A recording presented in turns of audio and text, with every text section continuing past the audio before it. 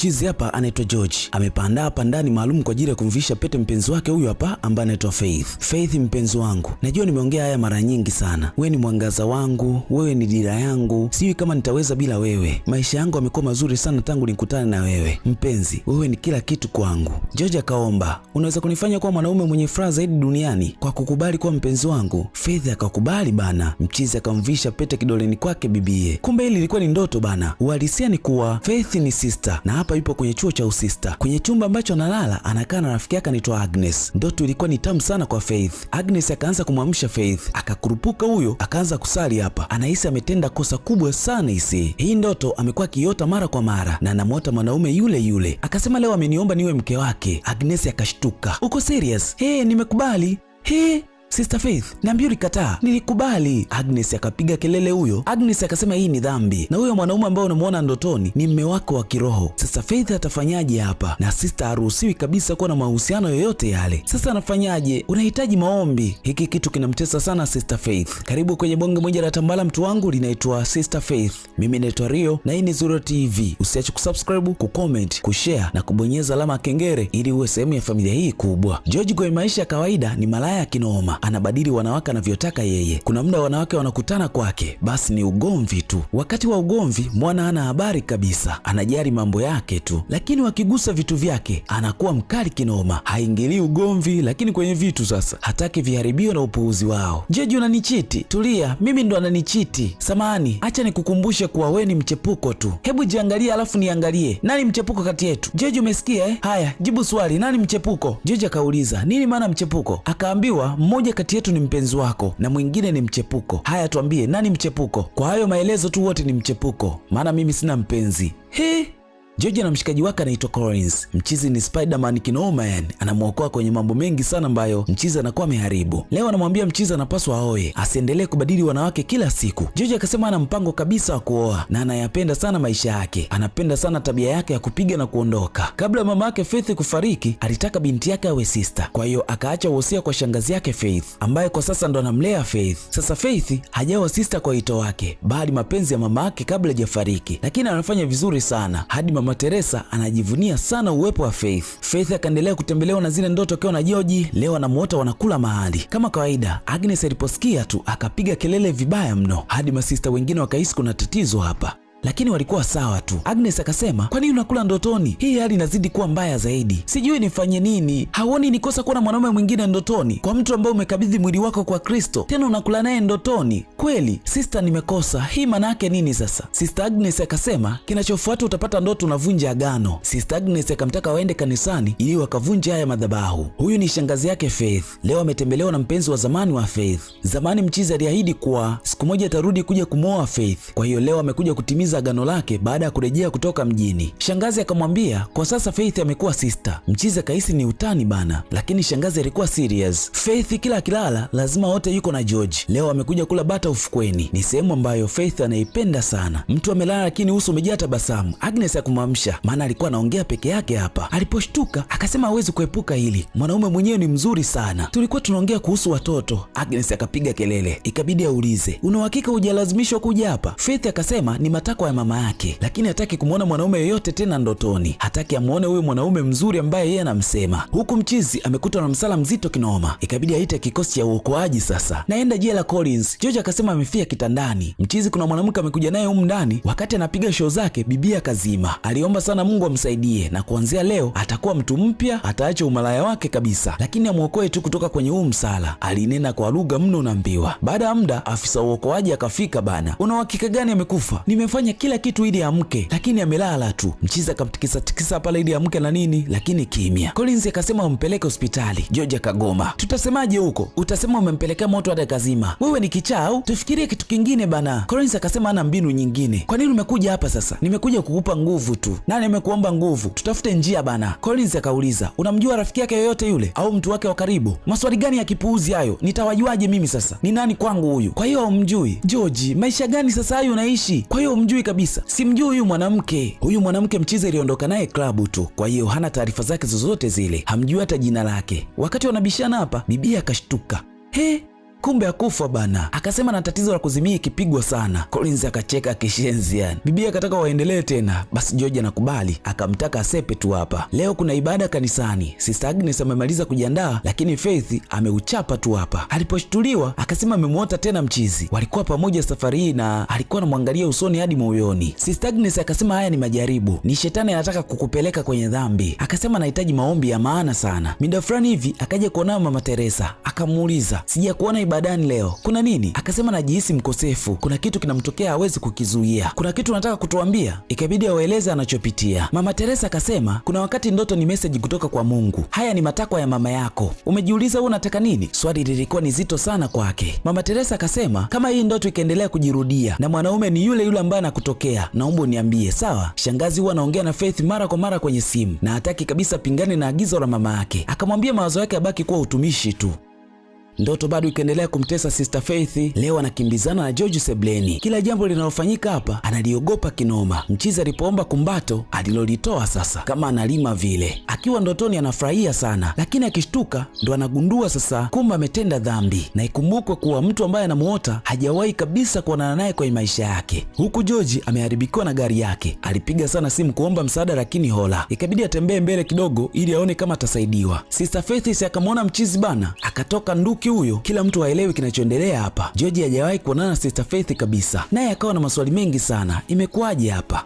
Huku Sister Faith hatulii. Mtu aliyekuwa anamuota mara kwa mara leo amekutana naye live. Hofu ni kubwa sana kwake. Mama Teresa alipofika hapa, Faith akasema ndo aliyekuwa anamuota ndotoni. Sister Agnes akasema unayemwona ndotoni hata hayupo. Wewe haupo kwenye ndoto zangu. Mama, najua ninachokisema. Nimekuwa nikimwona huyu mwanaume mara kwa mara kwenye ndoto. Naelewa na nakuamini. Mnapaswa mtulie sasa. Tutaongea haya baadaye. Afisa uokoaji alipopata hizi taarifa alicheka kinoma. Haujaona wanawake wote hapa hadi ukamchukua mtu wa Mungu? George ambacho haelewi kwa nini Sister kimbia alipomwona siku ile. Collins akasema itakuwa alitumia jicho la kiroho kuona hilo pepo lilonalo. Basi Collins ni kicheko tu hapa. Anaishi wapi? Sijui, itakuwa mlikutana baa labda. George akasema anawajua wasichana wote aliolala nao. Yule hajawahi kabisa kukutana naye kabla. George akasema anapaswa rudi kwa masista tena ili ajue kwa nini alipomwona tu alikimbia. Sio mbaya, twende wote. Usijali, nitaenda mwenyewe tu. George akafika hadi hapa kumtafuta Sister Faith. Akakutana na Mama Teresa, akaomba ruhusa aongee na Sister Faith. Lengo lake ajue kwa nini alipomwona siku ile alikimbia. Mama Teresa akasema hawezi kuonana naye kwa sasa kwa sababu hana taarifa. Labda aache namba zake aongee na Faith,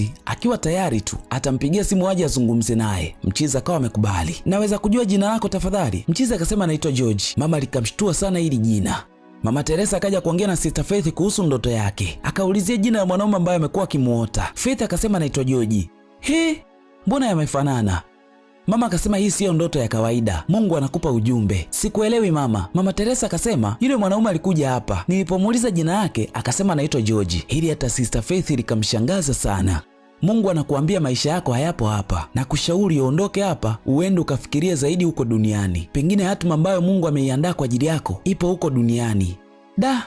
Sister Faith anatakiwa kuondoka hapa. Hata kuwa sister tena, lakini lazima afuate maagizo ya Mungu licha kuwa mama yake alitaka mwanae awe sister. Sister Faith anaaga rasmi makazi ya masista isee. Anarudi ulaiani hapa. Shangazi alishangaa sana kumuona Faith nyumbani. Kwa hiyo umekimbia kazi ya usista ili ufanye malaya? Sijasema hivyo. Nimepewa ruhusa ya kuja nyumbani. Anakupa ruhusa urudi nyumbani, yeye ndo amekupeleka kule. Mimi ndo nina nguvu ya kukutoa huko. Sawa? Shangazi, nahisi kusudi langu sio usista. Nani amesema? Unajifanya una akili sana kuliko mimi na mama yako eh? Hapana mama. Shangazi akataka Faith arudi. Faith akagoma kata. Shangazi akamkimbiza mno. Huku George amekuja kumtafuta Faith, lakini akaambiwa ameondoka. George akatamani sana kujua anapoishi na nini, anahitaji sana kumuona. Mama Teresa akasema kuna kitu kati yako na Faith. Nitakupa anwani ya nyumbani kwao. Kwa sababu ameacha kazi ya usista, shangazi akawa anamkomoa. Anampa nguo kibao afue. Kuna zingine ni safi kabisa. Akihoji tu, shangazi anazichafua ili afue tu.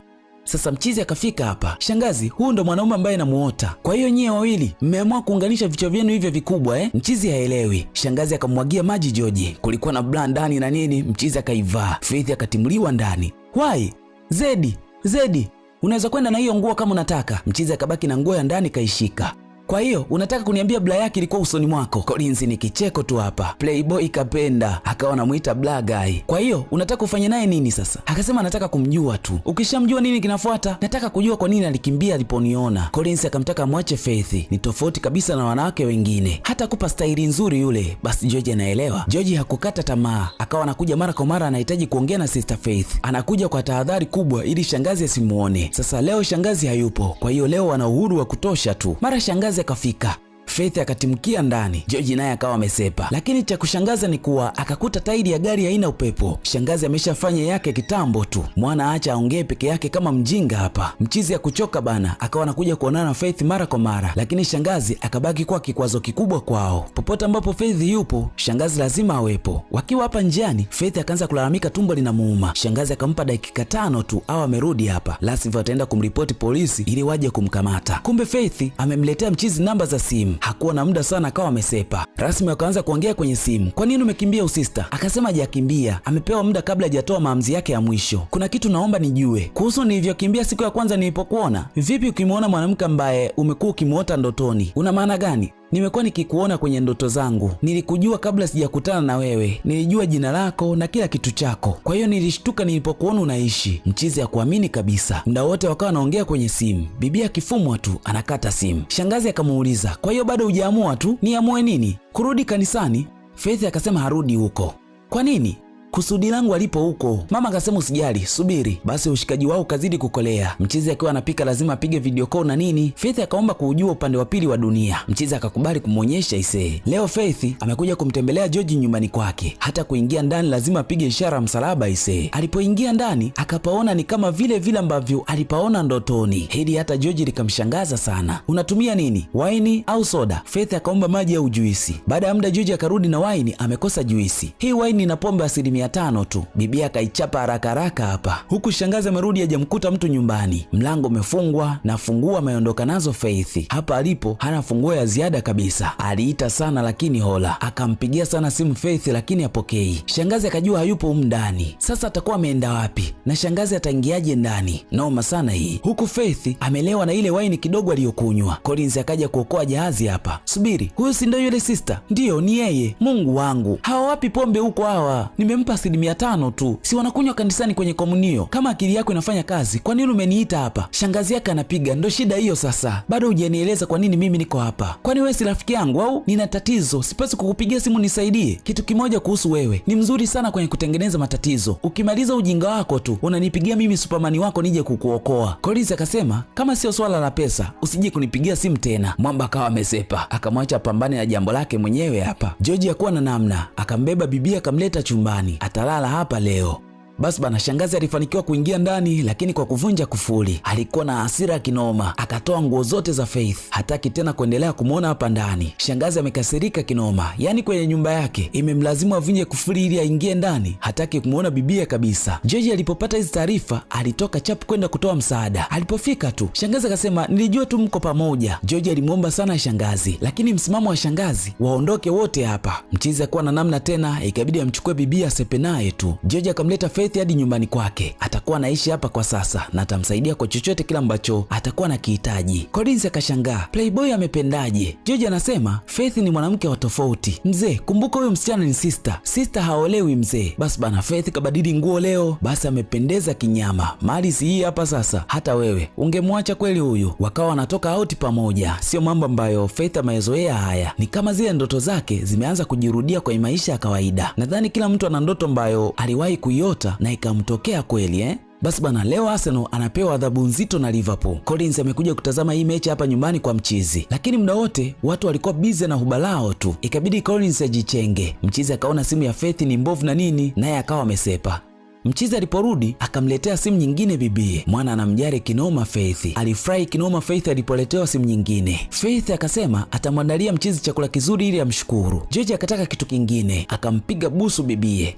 Alishtuka, huyo ni mara yake ya kwanza anapigwa busu aisee. George akaja kuonana na Collins huku akasema nampenda sana Faith. Hii haijawahi kutokea kwenye maisha yake kabisa. Unadhani anakupenda kama unavyompenda? Kiukweli sijui. Basi nimuulize kama ananipenda. Hapana, muombe awe mpenzi wako, mwanzishe maisha. George akasema tangu nikujue leo ndo umeongea kitu cha maana, kwa sababu akili yako haina akili. Faith anapenda sana watoto, akiwaona wako barabarani wanaomba pesa anajisikia vibaya, inamtesa sana hii hali. Kwa sababu hii mama yake alikuwa anamuita Mama Teresa, maana alikuwa anapenda sana kusaidia watu. Pengine ndiyo maana mama yake alimlazimisha aende akasomee usista. George akasema kila mtu ana njia ya kumtumikia Mungu wake, sio lazima uwe mchungaji au sista, hata kujali wenye uhitaji tu nao ni utumishi tosha. Nilijua hakuna mtu atakayenielewa kuwa naweza kumtumikia Mungu tofauti na kuwa sista. Natamani shangazi anielewe pia kama wewe tu. George akasema anapaswa muombe Mungu sana ili auguse moyo wa shangazi amsamehe, maana ndiyo familia pekee aliyonayo. Umejuaje mambo ya kanisani? George akasema alikuwa ni mtu wa kanisani sana mwanzo, lakini ajue ni nini kilitokea hapo katikati. Akasema pengine Mungu anamtumia Faith ili amrudishe. Faith akasema Mungu anamtumia pia George ili atimize wajibu wake. George na Faith wakaja kumwomba msamaha shangazi hapa. Sikujua mambo mengi sana kuhusu Faith. Nimegundua anapenda sana watu. Akiona watoto tu anatamani kuwasaidia. Anaweza kumtumikia Mungu kwa njia nyingine, sio lazima awe mchungaji au sister. Shangazi akawasamehe bana. Penzi jipya likazaliwa hapa. Ukisikia maono ya mtu kuwa mpenzi wako ndio haya bana. Mtu akikwambia nakupenda na amekuona kwenye maono, usimkatalie. Na huo ndio kwa mwisho wa Tambalahidi mtu wangu, linaitwa Sister Faith. Mimi naitwa Rio na hii ni Zurua TV. Usiache kusubscribe, kucomment, kushare na kubonyeza alama kengele ili uwe sehemu ya familia hii kubwa. Hadi wakati mwingine,